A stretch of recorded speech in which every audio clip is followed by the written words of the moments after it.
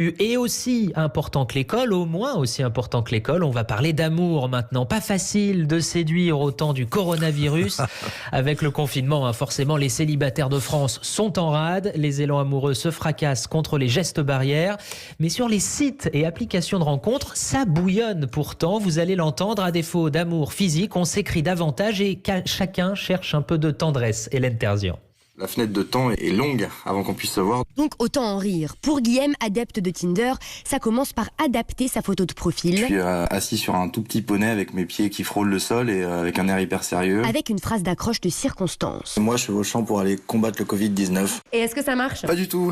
Ce n'est pas le meilleur outil de séduction, mais presque le passage obligé pour aborder les filles, raconte Elios. Le truc classique, salut, tu vas bien ? Ouais, super, je suis confiné chez moi. Les messages sont plus longs, plus nombreux et très vite, à défaut de se rencontrer, vient l'envie de se voir. C'est mieux de demander directement à voir la personne par visio, FaceTime ou Instagram. Après, je pense que les gens, ils en auront peut-être marre des personnes qui te proposent déjà de se voir alors que t'es en pleine période de confinement. C'est pour éviter cela que les applis multiplient les messages de prévention, débloquent des options pour offrir un panel de célibataires plus large.